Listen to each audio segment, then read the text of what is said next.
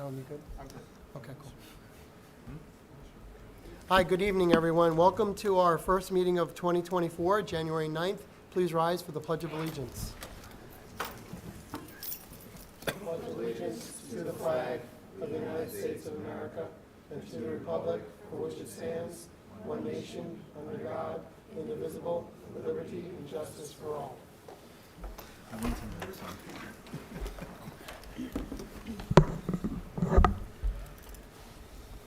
All right. So it's great to be back. Happy New Year, everyone. Thanks for being out. I know it's an inclement night tonight. First up is the approval of our agenda. May I get a motion, please? First, Katie. Second, Mike. All in favor? 6-0. Next up, Superintendent's report. Mr. Poole. Good evening, Mr. President. Thank you. Welcome, everyone. Let me start off with just announcing that the Shoreham-Wading River Special Education Department, the entire department, was highlighted in the January 4th edition of the Riverhead News Review as the 2023 Educators of the Year. Congratulations to our entire Special Education Department staff, Ms. Von Eschen, SEPTA, and everybody involved in that. A well-deserved recognition, but really a great recognition, and I'm glad that the News Review took the time, recognized their great value they give to the community, and so congratulations to them. Hoping to have some of them here or all of them here at a future meeting to be recognized by all of us. Another announcement: the Wildcat Athletic Club is bringing back the Shoreham-Wading River Athletic Hall of Fame, and will be recognizing outstanding athletes, coaches, and teams from years past. There was a Parent Square blast that's on our social media. Nominations are being accepted until January 31st. Over at the high school, the Winter Showcase concert is tomorrow night in the high school auditorium starting at 7 p.m. You do not want to miss this concert, so please consider coming out to support our amazing music department and musicians. Earlier today, all high school students attended an anti-vaping presentation by Dr. Andrew Clare. Dr. Clare spoke to the students regarding the dangers of vaping and the physiological impacts of both tobacco and THC. So this kind of piggybacks Mr. Pugliese's beginning of the year presentation on the dangers of the code of conduct and what's allowed, what's not allowed. This really dove into, how does this impact your body? What are long-term, short-term effects on that? Similar to the parent workshop we had last year, talking about the physiological aspects of vaping. Thank you to Dr. Clare for coming in and providing that workshop for our students. Congratulations to the high school robotics team for their successful first competition of the season this past weekend at Farmingdale High School. I know Dr. Palicelli was there with Mr. Driscoll and the teams. Great job. They had some successes, but they're growing and building. So, and good luck for them in the future. I know they got a couple of more competitions coming up this year. In sports, junior Charles Peterson was named to Newsday's top 10 fencers. If you don't know, there are some sports that we are combined athletics for. Gymnastics, fencing are two of those that we combine with other school districts. It's not held here at another campus, but our students do attend. Congratulations to Charles. He competes in fencing for Center Reach High School, and Charles, along with his 8th grade sister Clara, qualified for the Junior Olympics that will take place this February. So congratulations to the Peterson siblings, making us proud in Shoreham-Wading River. Congratulations to wrestlers Chris Colon, Gavin Mangano, and Zach Wilson, who have been state ranked. Chris is ranked number 4 at 124 pounds. Gavin is ranked number 1 at 131 pounds, and Zach is ranked number 12 at 285 pounds. I believe the wrestling team is undefeated to this point in the season, so great job by them. And junior Michael Hubner placed first in the 600 meter at the Freedom Games at Ocean Breeze on Sunday. This was a huge accomplishment as Michael competed against 175 other runners in the event. Congratulations, Michael. Michael is actually ranked number 7 in the nation for 600 meter race. Congratulations to him. Over at the middle school on the first week back, we had our annual Engineers Teaching Algebra visited 8th graders for a hands-on field trip in the classroom. This is a workshop that connects the real-world engineers to algebra in the classroom, a great success. Thanks to the middle school administration, Dr. Palicelli, for making that happen. The middle school theater group, No Name Players, is working very hard on this year's production of Footloose, the youth edition. Tickets are on sale for the performance, and it's on from Thursday, January 25th through Saturday, January 27th.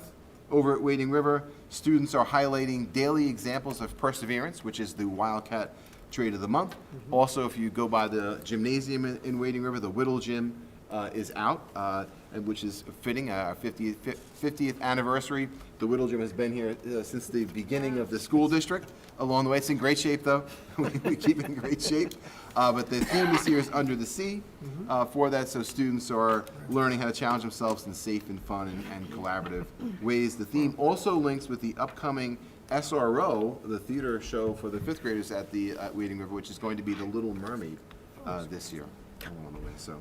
Additionally, tomorrow, Thursday night over at Wading River at 6 p.m., we have a series of social media workshops for families this year and students. So on January 11th at 6 p.m. at Wading River School, parents and their children can attend a social media workshop, The Dangers of Social Media, Healthy and Safe Digital Footprints. That'll be from Dr. Nancy Kaplan, who was here in the fall and did a workshop for all families in the school district.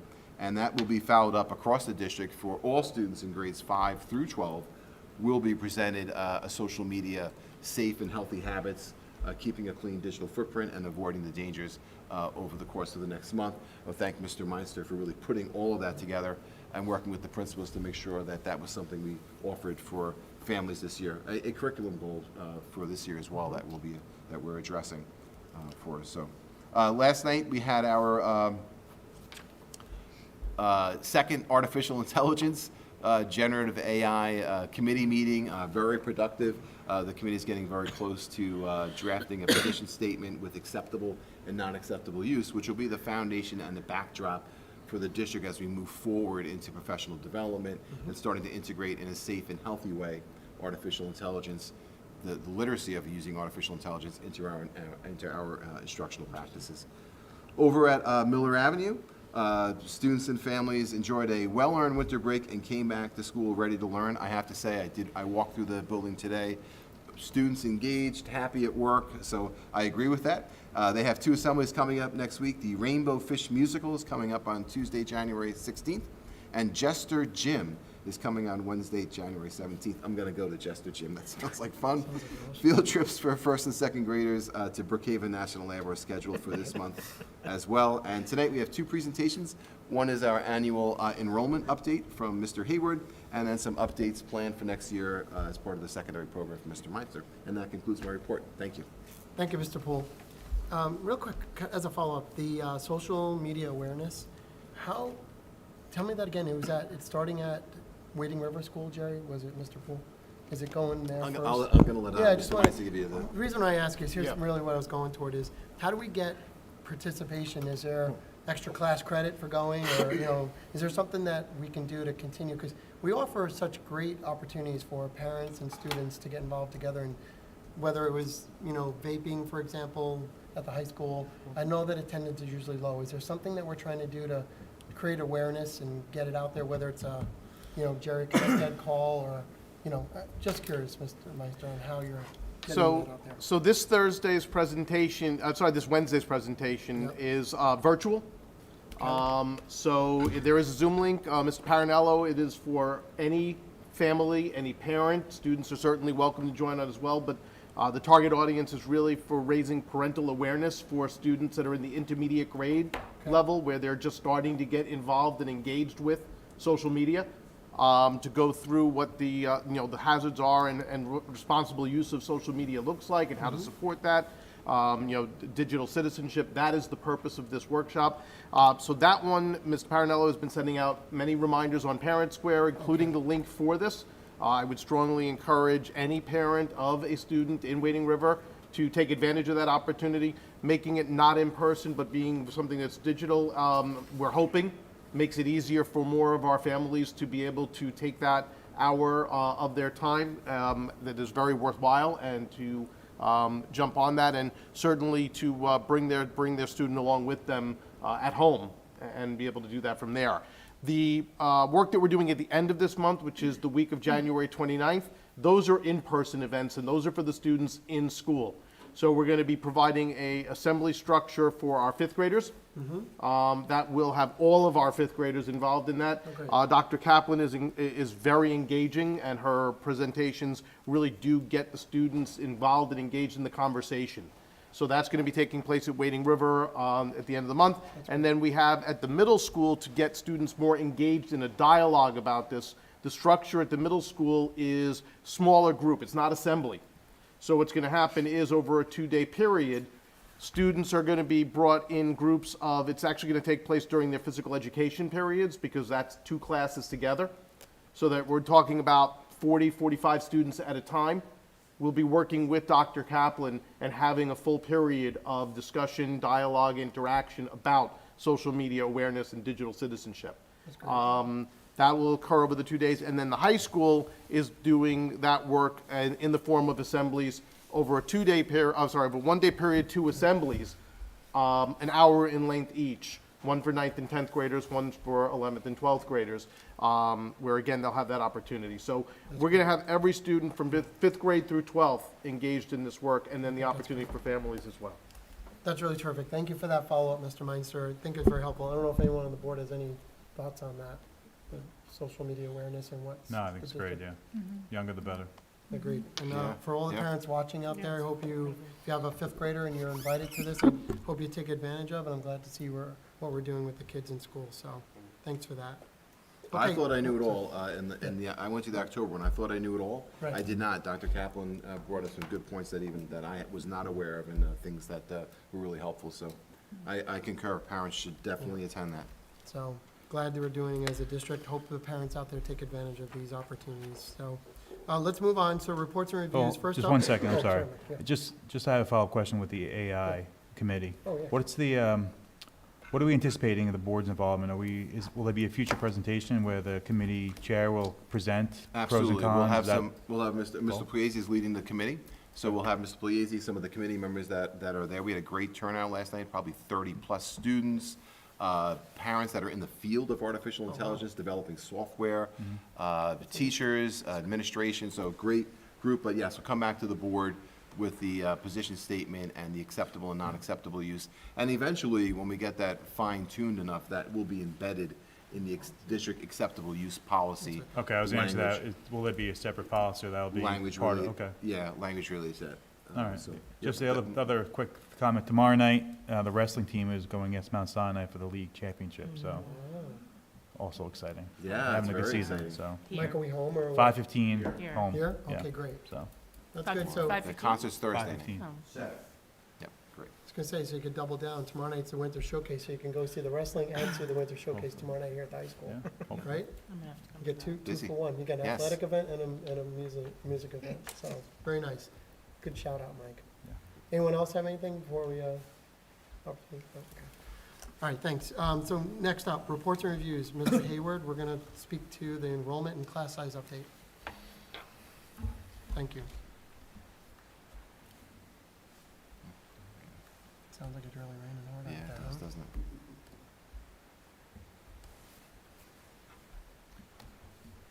Right. Thank you. Good evening. This evening, what I'm going to do is give a brief overview of the next year's enrollment projections, as well as a few years out district-wide. The first one we're going to look at is Miller Avenue enrollment.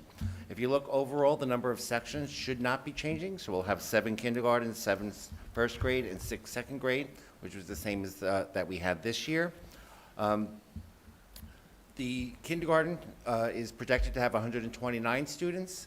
Last year, we were projected to have 131. It came in at 136. So hopefully, we'll be within that 5 range. It still gives us the flexibility. Of course, you can keep 7 sections and have up to 140 students while still keeping the class size within the range that we're looking at, with 20 or less students. And then also, if you look at second grade, it can go either way, where it could be 6 sections, or it could possibly be 7 sections. So in the budget, we will be including a contingent position in case we need to add an additional second grade section. Where does that number increase that you have to provide an additional section? So you're at 132, so where would we go where we would need to be at 7 to maintain 20? 140 Or above that, or above that? yeah. Okay. Because 140 is still, 140 is 20, Yeah. right? So, no, is no, it- no, one, We're talking about second grade, Mike, right? The continuum. Yeah, so you're at 140, we're looking at 132 with 6 sections. So Right. if we go any higher, in order to get the 20 sections or within the low 20s, you would have to go to 7 sections. And that's where you can go up to the 140 and still have the low class sizes. okay. That's a continuum. Yeah, he was just doing the math, saying, well, if you have 7 sections at 20, that's 140 students. That's all he was saying. Right, So but we're seven- only seven projecting out- 6 sections. So we Okay. would need less than 140 in order to maintain, because if you look, this is a 22. Right. So if we usually keep around, under 22 or under, if it goes above that, that would be a decision at the time, depending on how many additional second graders we have, whether we want to make it the 7 sections or keep it at the 6 sections. All right. The next one is Wading River. As you can see, it's the same number of sections, overall 19 sections. It's for the general education classrooms. They just changed grade levels, so third grade will go from 7 to 6 sections, fourth from 6 to 7, and fifth grade will remain at 6 sections each. These numbers are based on just carrying over what we currently have in the previous grade, the current enrollment numbers. As I said before, there's a total of 19. And these projections really maintain what we've been looking at, which is class size of 24 or lower, which is what we've been doing over the last several years.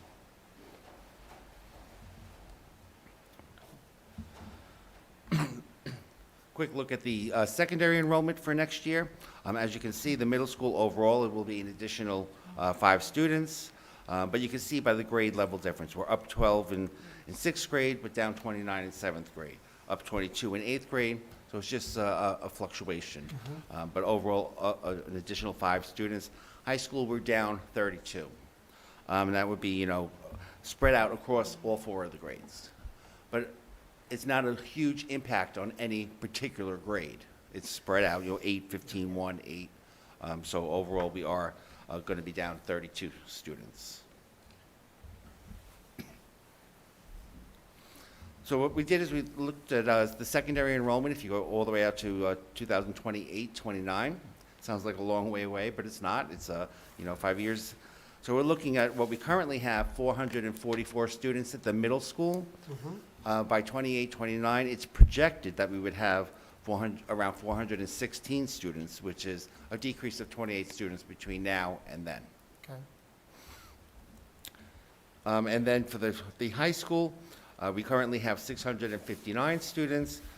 Looking out to 28, 29, and you can see the years in between, obviously, would be 581 students, which would be a decrease of around 78 students. And again, this is just bringing the current numbers forward each year. They can fluctuate each Right. year.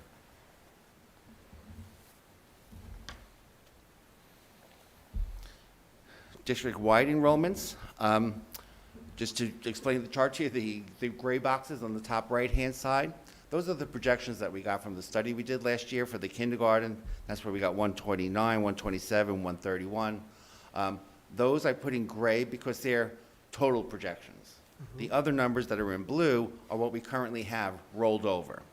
So you can see, Miller Avenue going out to 28, 29 looks relatively stable, with only a few students.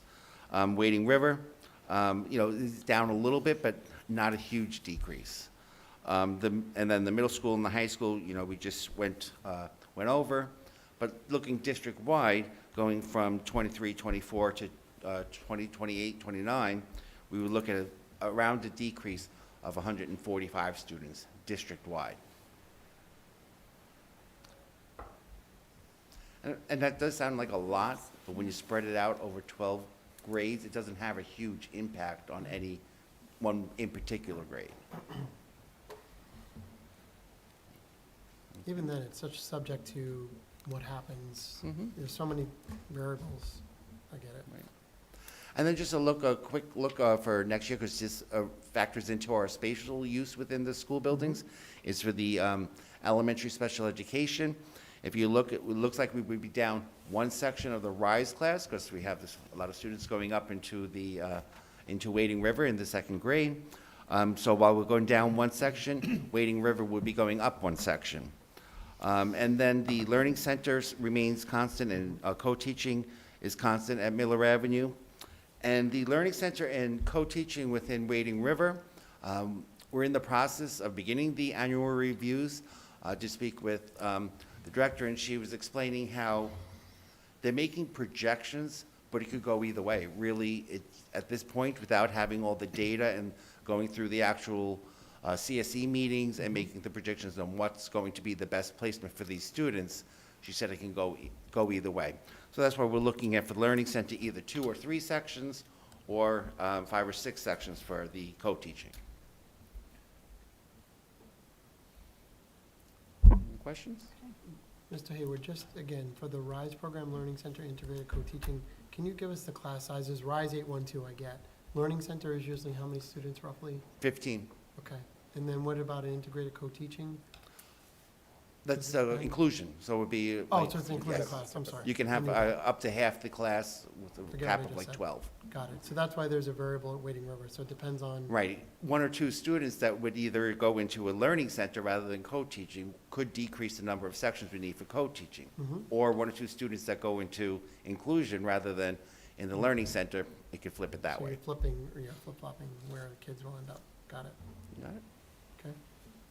Great. Pretty straightforward. Thank you. Thank you. Okay, so next up from our reports will be 2024 and 25 secondary program plan update by Mr. Meinster. Thank you.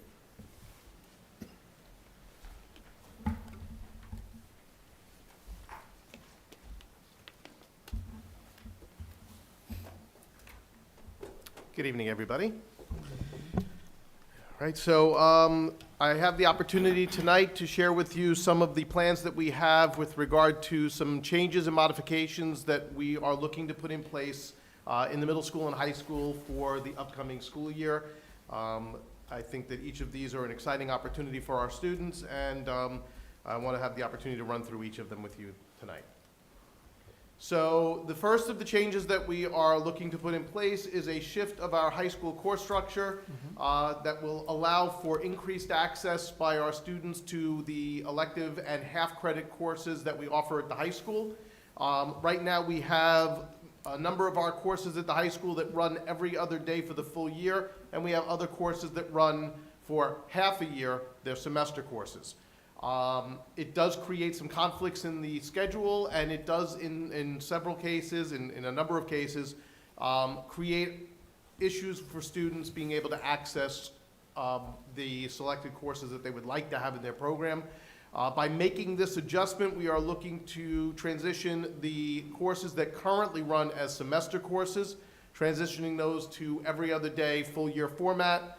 That will allow our students to more readily access a lot of those half-credit offerings, significantly reduce scheduling conflicts that do prevent that from happening, as was the case for quite a few of our students this school year. Aligned with our district strategic plan, being able to create these half-credit course offerings by offering them every other day for the full year allows them to dovetail across other half-credit courses that go every other day. For example, our physical education courses run every other day for the full year. We have all of our AIS courses run in an every other day structure. We have the science labs that run every other day through the course of the year. And by offering all of the other semester courses to run in the similar fashion allows those to dovetail against those. So if you have your science lab every other day on blue days, you'd now be able to use the gold days every other day through the course of the year to take an elective course that you would now be able to access all of the half-credit courses that way. And in turn, that will allow more of our students the ability to complete more credits than where certain students now may run into issues where by taking a semester course, the other semester they wind up in a study hall because the options that remain for other semester courses are so limited now as we see declining enrollment and more and more students looking to take more varied elective coursework. I don't know if you guys wanted to ask questions as I go, or if you want me to just go through all of the changes and then come back to your questions. I'm fine either way. We'll chime in, right? Whenever you want. Yeah, I think keep going, Mr. Okay. Wilson. We'll keep going and we'll ask some There you questions. go. So the next change that we are looking to make is one that goes along with a mandated state requirement that is taking effect for the 24-25 school year.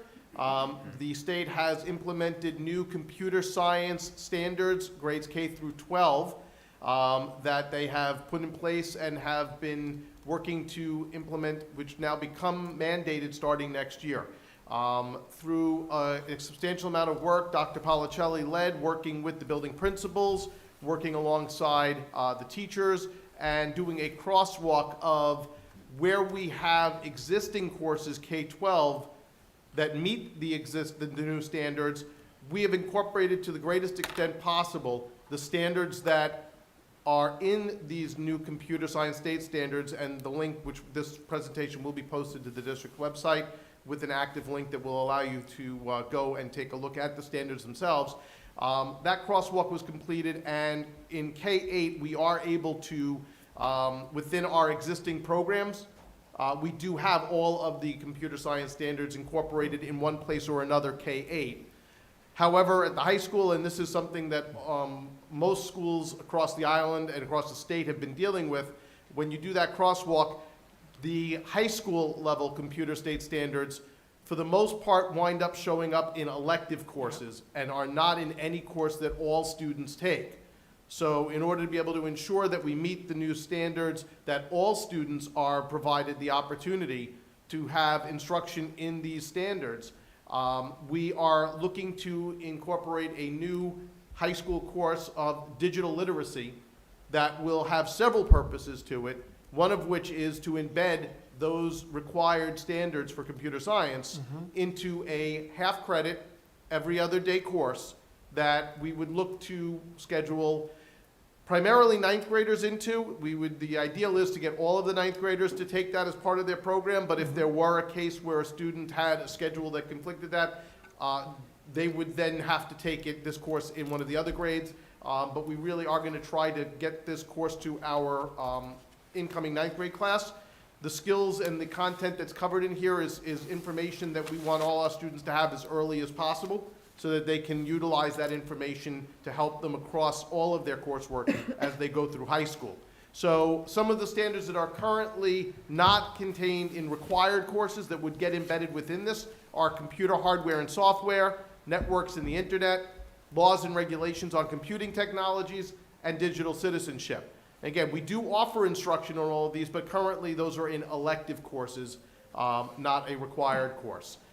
We also will be able to take advantage of this course to incorporate instruction on how to appropriately and effectively utilize the generative artificial intelligence that we have been talking about, that the district is in the process of coming up with position paper on. We would then be able to utilize that and incorporate that instruction in some form into this course to make sure that our students have that understanding about what are impactful ways of using this technology that are appropriate for students to be able to use in their work. Again, the course would meet every other day for the full school year, being a half-credit course, and students would need to take the course prior to graduation. Again, our effort's going to be to get that into the ninth grade program to the greatest extent possible. It's, right now, it looks like it's a prerequisite to something like Introduction to Cybersecurity, Correct. right? So is there another pathway available if you wanted to take that as an elective? The cybersecurity course really does actually, and I haven't talked about that one, that's gonna be Okay. the next slide, Sorry. but that course really builds off of a foundational basic knowledge of computer science and how computer science standards work. So it actually works well that course, if there are students that want to, it's a pure elective. So if there are students that want to take cybersecurity and they don't have this because next year they haven't had the chance, we would certainly, they would certainly go to their guidance counselor, let them know that this is a course that they would like to take. That would not be something that would prevent a student that wanted to take that course. They just may have some gaps that they're going to have to work to fill as they go through the course the first time. Okay. So, speaking of that, We are looking to add a cybersecurity elective to the high school. It would be a half-credit course next year.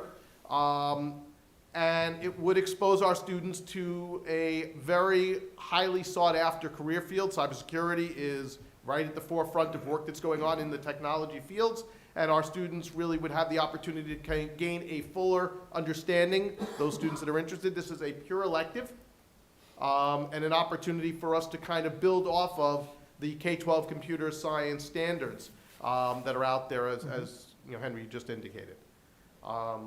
So, Mr. Meinster, you answered my question regarding consideration for the digital literacy course to be given at, I was curious if it would be given at the middle school or the high school, but that the gap is at the high school.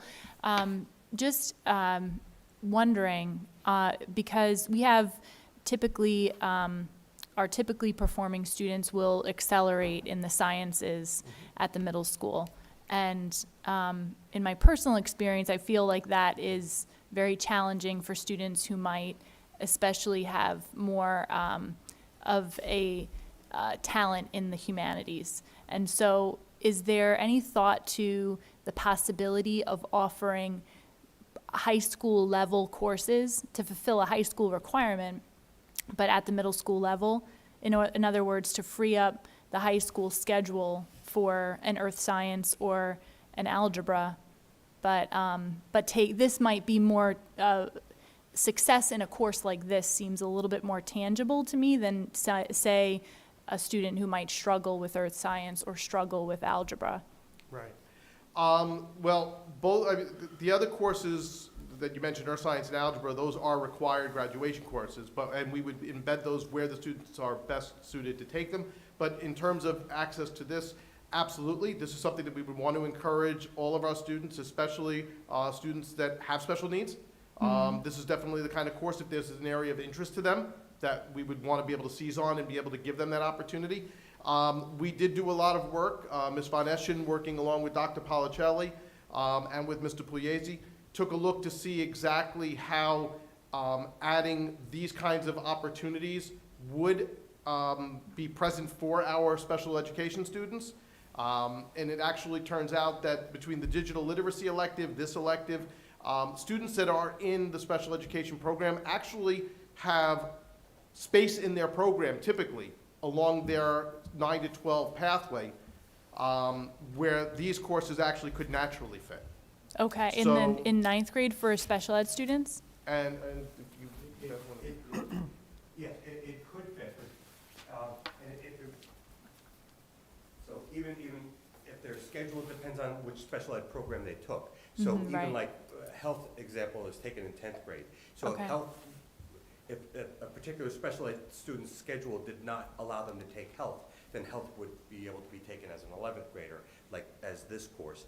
If their particular special ed program did not allow them to take this course, the digital literacy as a 9th grader, they can take it as a 10. Okay, got Okay. it. Then I would just make a comment that in the course book right now, it appears that it's driven toward ninth graders. I understand that you could certainly, when you look at the description for digital literacy. Yes, It's digital supposed to literacy be, is yeah. definitely, as I Yeah. said, we're gonna- Yeah. our goal is to have every 9th grader take digital literacy in 9th grade. Right, but as you transition, I guess you'll have to make, And as we find, Changes, again, there are always, just like Dr. Pellicelli said, with health, that our goal is to try to have every 10th grader take health, but sometimes there are conflicts in the schedule, and we want to make sure that we're prioritizing that. While health is preferred to be taken in 10th grade, it doesn't have to be taken in 10th grade. Same thing is true with digital literacy. It would be listed as a 9th grade course, but certainly there will be some students where their 9th grade program is full. And this would then become part of their 10th grade program. Right, But as you can tell, knowing the focus that the digital literacy has on getting those basic computer science standards in place and addressing generative AI and how best to utilize that, leverage that to help support your work as a student, we really want to get that information to our 9th graders so they can have that ready to use in 10th, 11th, and 12th grade afterwards. So- right, with the electives and so forth. That's why I was asking the cybersecurity question too, because that's something that might be attractive to someone in their 11th, 12th grade, where they probably have more room in their schedule to fit that. It'd be nice to make sure they have that prerequisite in earlier on as much as possible. Absolutely. And again, with the special education students programs, which we looked at there, half-year options, filling out the Yeah, I think schedules that's with the great enough. halves. There's space actually in their schedules for that right now. Yeah. And this would actually be something that would very neatly fill that for the students that are interested in cybersecurity, taking that as an elective. So, moving over to the humanities side of things, we're also looking to expand opportunities for students to be able to participate in some advanced work in the humanities. So in ninth grade, that would take the form of creating a pre-AP World History and Geography option. This would be alongside Global One. So students in ninth grade currently all take Global One and then make the selection as to whether they would want to go into AP World in 10th grade or Global 2 in 10th grade. This would provide an opportunity for those students that desire it to be able to take more rigorous, more advanced work in social studies in 9th grade, aligned with preparing students for the AP World course in 10th grade. Now, this will be open to any student that wants to accept that challenge. And we would basically give that to 9th graders, and the guidance counselors will meet with each student. This will be offered as an option. You can either go into pre-AP World in 9th grade, or you can go into Global One. They'll explain what the difference is between the two courses, and students will make their selection based on that. If a student elects to take Global One in 9th grade, they still would be able to have the opportunity to take AP World if they decided to. It's just that taking pre-AP World in 9th grade would better prepare them for the kind of content and the rigor that is associated with AP World. So it would be a jump for those students that elected not to take that in 9th grade to then make that jump in 10th. But that does not mean that they can't. So at the end of the day, this is an opportunity for Global One typical students in grade 9 to take pre-advanced placement in grade 9. That's what basically you're saying, Mr. Meister? To take an AP aligned So they step up. course. So instead of Global It One, is a they step take- up. Yeah, so they step up, they take pre-advanced placement, world history, then hopefully they are successful, they take AP world history in grade 10. Correct. That would be the evolution. Okay. And the opposite, by the way, I also want to clarify, is also true. Well, they could still Students take that Global take One. pre-AP Yeah. in 9th grade and decide at the end of that course that they don't feel that they're ready for the challenge of AP in 10th, can then go into Global 2 in 10th grade and take that course. And at the end of Global 2, they take the Regents exam, which is required. Both courses would align there. It's a question of the level of rigor and what the trajectory of the content is. Pre-AP would be giving students experiences and opportunities to cover work in the depth that is commensurate and consistent with what they would be seeing on an AP exam in world history, whereas Global One would not. It's a College Board curriculum course. It is. It's not, we're not making a pre-AP course. This is College Board aligned. So, Oh, so okay. silly, That's what It's I'm a asking. College Thank Yes, Board thank course, you. yes. so, I was gonna ask that. so silly question, but Thanks, Jerry. is there an exam at the end of the pre-AP? There would be. They would be taking a final exam that we would be creating. Right, to maybe For that that. rigor, to kind Right, of and give you a again, better that idea. exam would be consistent with the type of format and questions that are found on an Yeah, AP okay. exam. So, I mean, it gives the student a good idea of where they ended the year. You know, I mean, obviously, Correct. the coursework throughout the year, but that's a good way to finish it out, I think, so, okay. And then based on how things roll out next year with our first endeavor into this, we would then be able to see exactly how we'd That's want to great proceed from there. options. You're given all these options and, you know, I love this. I Yeah. love the opportunity for our Yeah. students to accelerate a little bit further in the humanities, and it definitely, frees up some space for a student who wants to do BOCES or a student who, is looking to continue on that pathway of having, more of a humanities challenge in their 11th and 12th grade year, 'Cause we- There's we definitely offer been a some great lot of courses. discussion about creating pathways Yeah. and giving It's great. students multiple ways in which to select how they wish to challenge the work.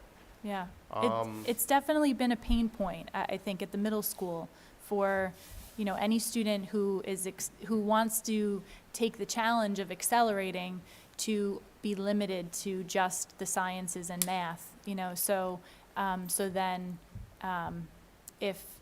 I would love to see more opportunity at the middle school for a student who wants to take a high school level course, not just have a math or a science option, but this at least gets the ball rolling a little bit sooner, than it currently is. I mean, I think it is important to, to include in that the fact that we have spent a significant amount of time revamping the middle school ELA curriculum Yes. over the last few years to actually make it more rigorous and to make it so that all of our students have an accelerated pathway in that they are better prepared for more rigorous writing and literature work when they get into high school for all of our students.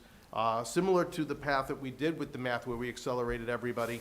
The difference between the STEM subject areas and the humanities is in the fact that there's not Regents exams in ELA. There's no state gateway assessment to accelerate students towards. So the best way to accelerate in the humanities is by increasing the level of rigor of the work for all of our Right, students. right. To provide them opportunities so that when they do get to the high school, if they so choose, they have an avenue for acceleration there. But we are challenging and pushing that envelope for all of our courses, including those at the middle school. In terms of English and in terms of acceleration there, again, like I had just said, the middle school, we kind of built that acceleration into the rigor that we built into the newly renovated middle school ELA curriculum. But even so, in the high school, we are going to have in place a criteria where if we have students that are in ninth grade who demonstrate high achievement, are at the, are able to demonstrate through both their academic performance in grade 9, through their ability to be recommended for such rigor by their teachers, and also to demonstrate their readiness for advanced placement work in 10th grade through work that they would complete, some type of an evaluation or assessment.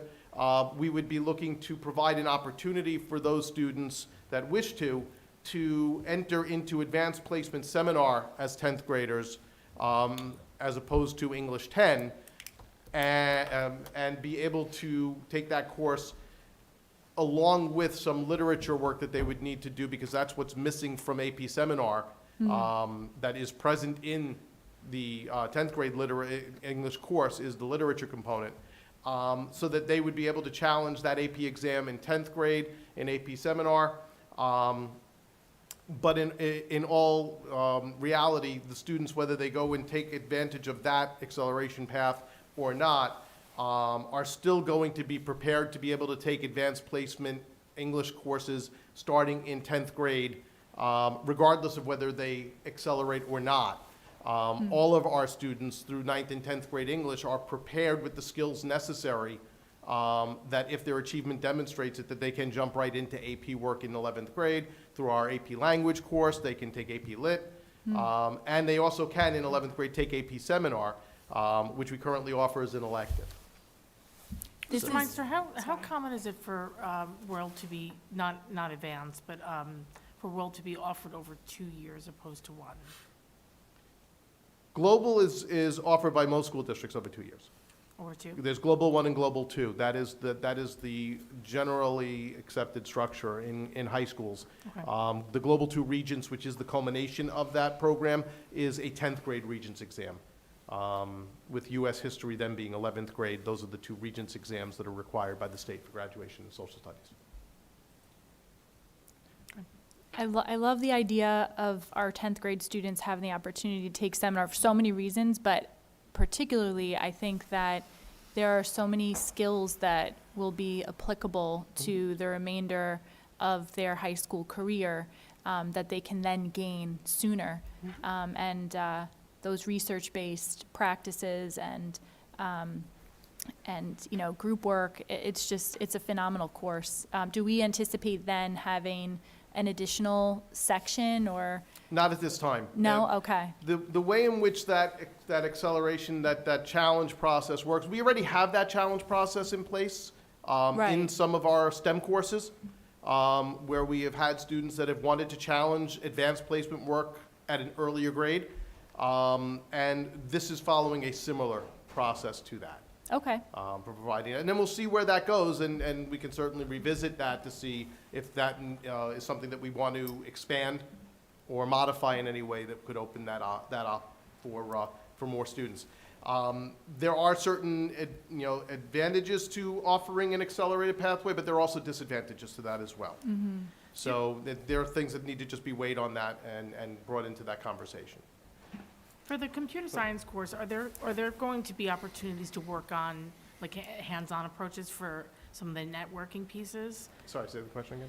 So for the, like, computer networking, will they have opportunities to work on, like, breadboards and things like that? Will there be a STEM component that's more hands-on, or is it, for the digital, Well, as much as I would love to bring in some of the, some of the actual hardware of a network and how fast that technology changes, to do an every other day Yeah. elective, we're not gonna be able to explore it to that depth. Okay. We're, maybe to some degree, and maybe some field trips, maybe some field engineers coming in, but I don't believe we're gonna be able to put the hardware in kids' hands.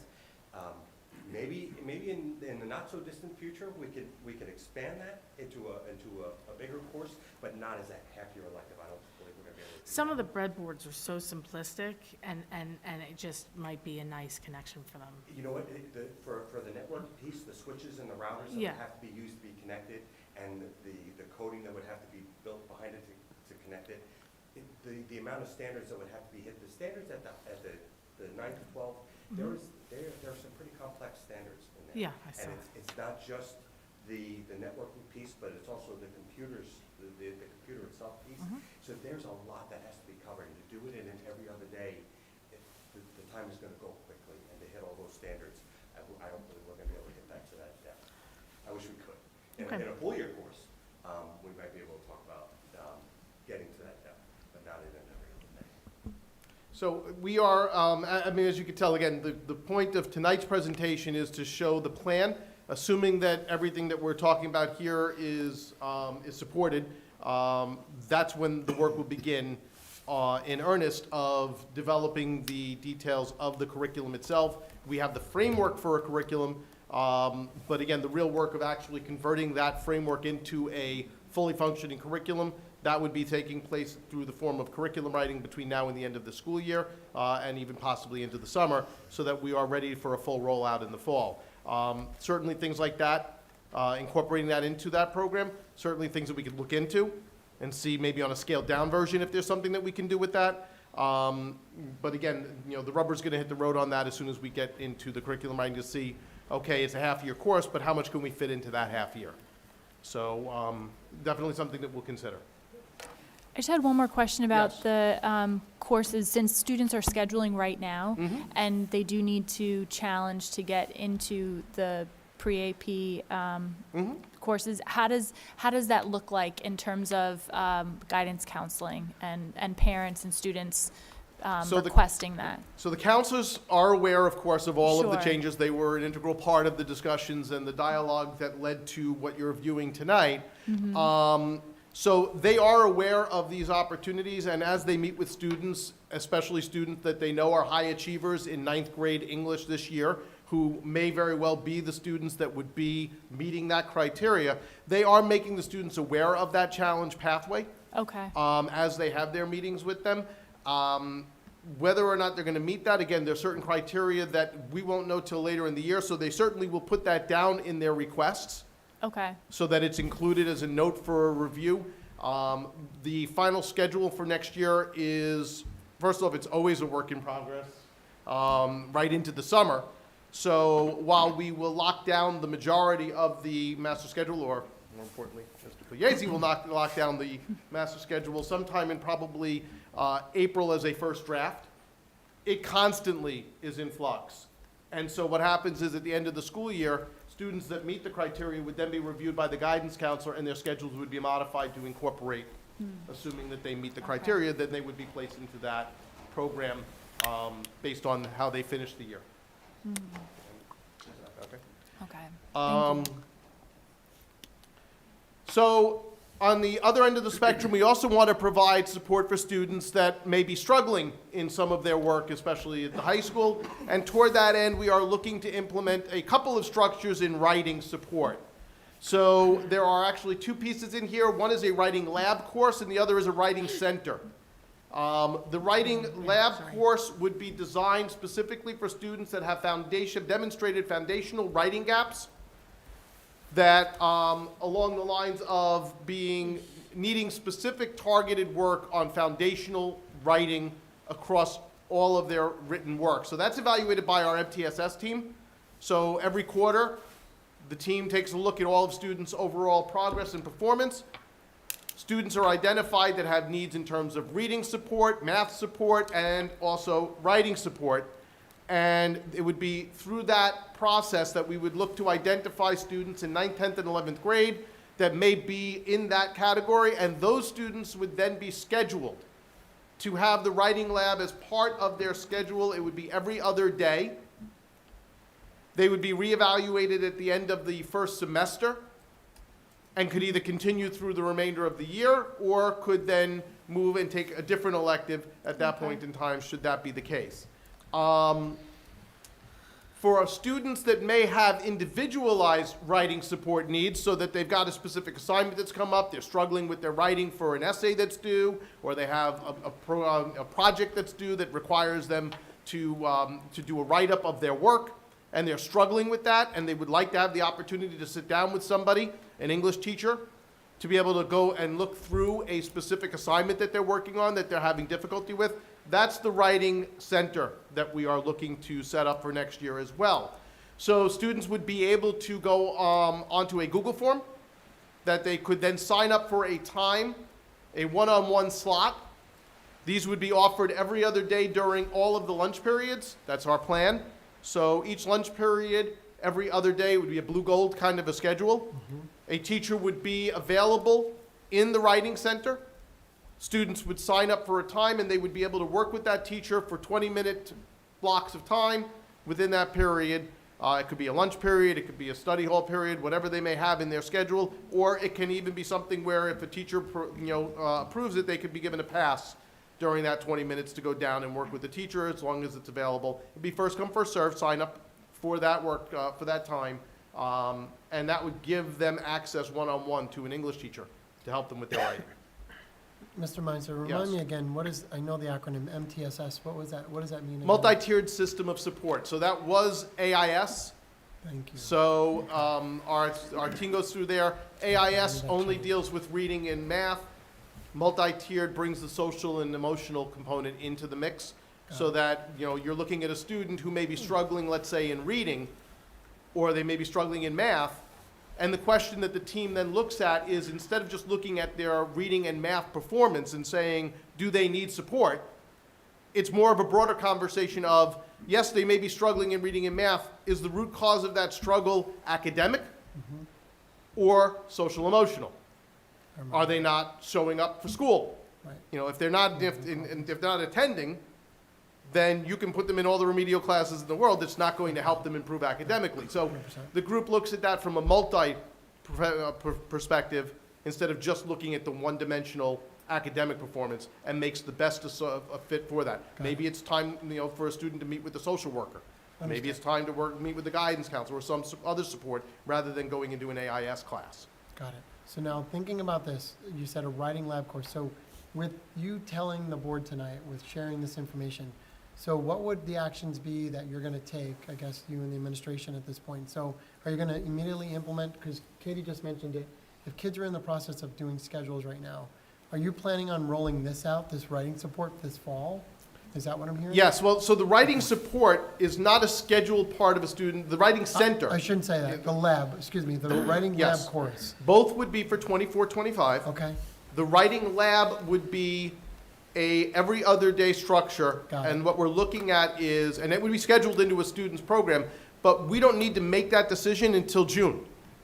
So we will look, because again, the student will have their schedule, and if it's a student that we identify, then we would reach out to that student and let them know, you've been selected based on that for this class to help you.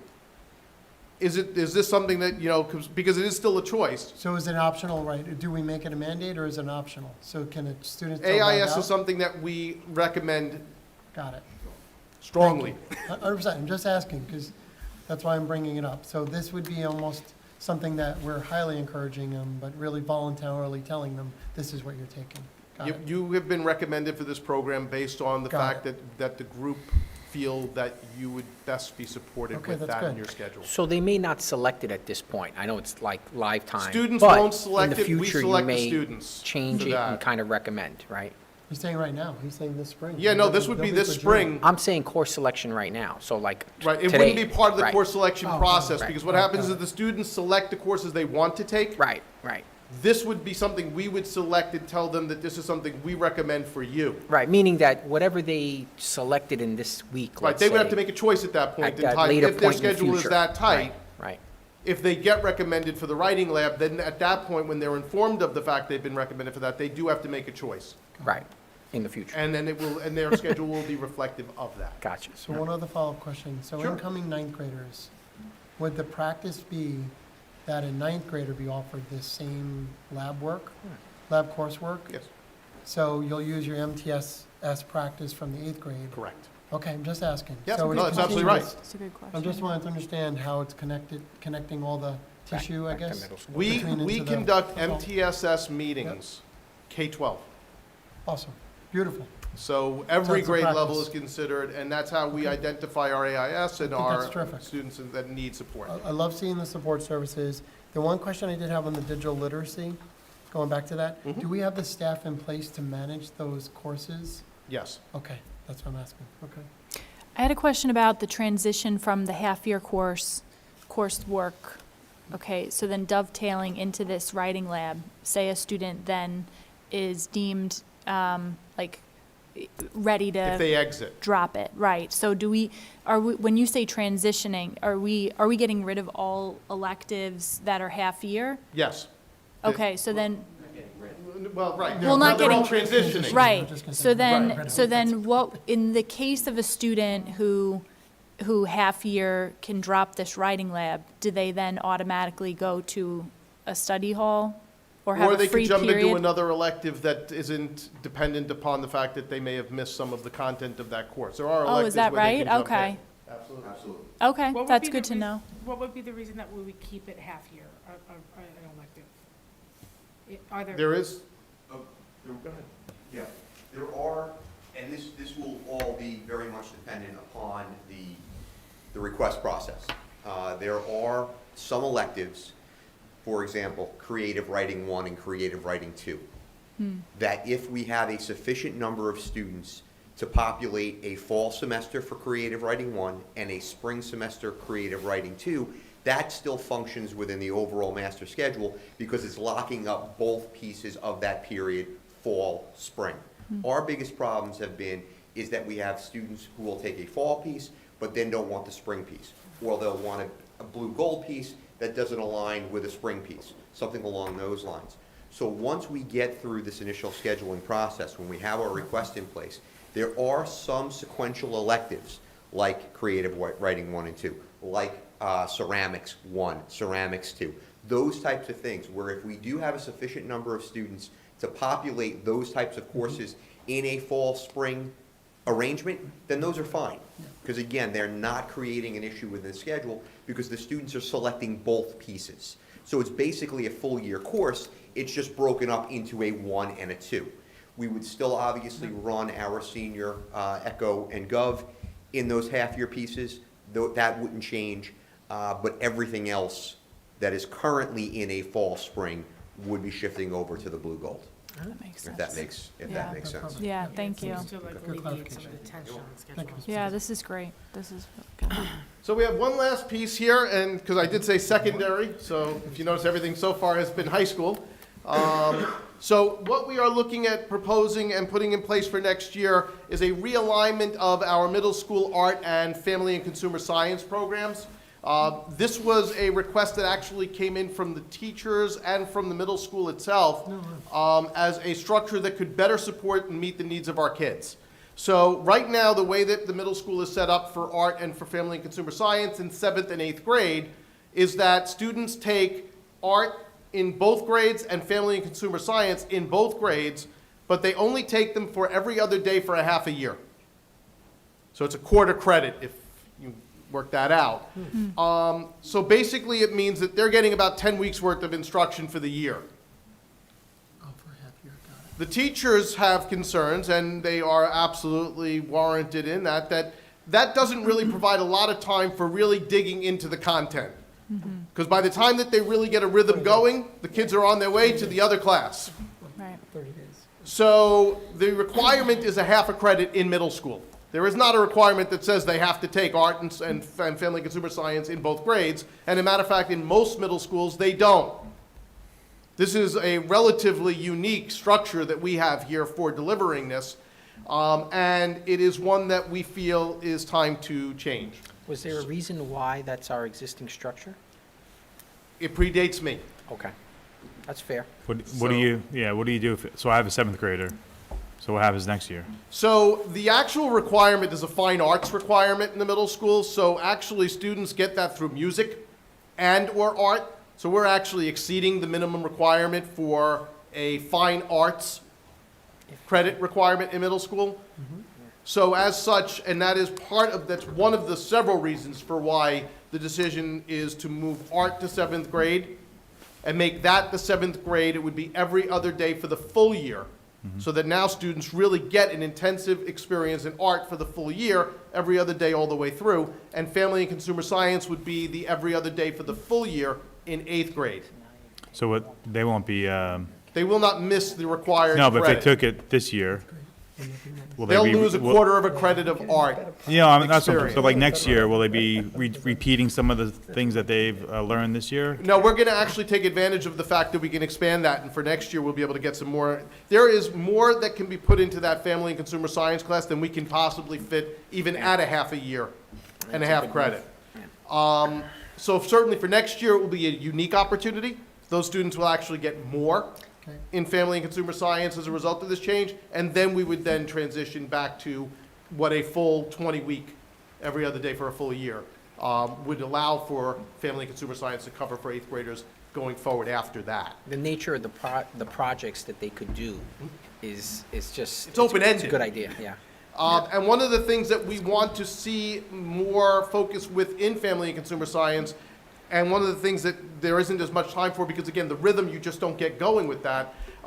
We want students obviously to have the opportunity to cook, because that is one of the things that we really want to be able to focus on, is their ability to do that. But also, financial literacy is something that is a part of the family and consumer science course, and is something that we feel strongly we would like to make an even stronger component of the family and consumer science course, so that all 8th graders would get a more deep exposure to financial literacy in the middle school before they actually move up to the high school. And that's also one of the other reasons why we went toward and leaned toward facts for 8th grade, because doing financial literacy in 7th grade won't be as impactful for students developmentally as it would be if we deliver it in 8th grade. Mr. Meinster, so Yes. music options don't come into play into this framework? No, music program is not impacted by this at all, because students take music all the way through all 3 grades as part of their ensemble work.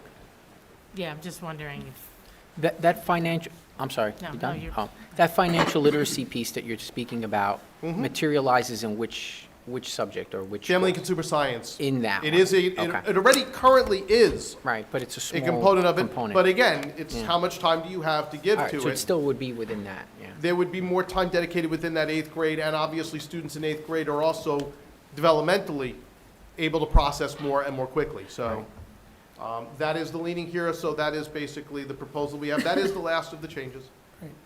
Any questions about anything that we Yeah, haven't just gone over? one question, back Sure. to the new digital literacy course, and I'm sorry, I was flipping That's through okay. the course catalog. But, so if you have a 9th grader now, Mm-hmm. when are this is a requirement moving forward? It is a requirement for the cohort entering next year. Because state understands you can't Okay. ask Because I didn't students- see it on the drop-down menus Yes. for a 10th grader, so Correct, it's it not. is not. There is no Okay. way, once they're starting their program, for us to force something in there when they have full schedules already, and the state understands that. Okay. So for the entering ninth grade cohort of 24-25, this is a graduation requirement, but not for existing cohorts. But under certain circumstances, there is the potential for a 10th grader, in theory, next year to take. If a student digital wanted to and it literacy. fit in their Right. schedule, I certainly see no reason why we wouldn't put them in. Right, As long as space allowed and those who were right. required, Yeah, then. Get it first. yeah. Absolutely. Thank you, very thoughtful, thank you to the whole team, thank you. Yeah, Very this is really exciting, and This is I, the team that put it together right yeah, here, thank you along so with much. Mr. Really, Mayor. really exciting. Yeah, thank you. A lot of good work. Thank you all. Okay, next up, we have our votes and resolutions.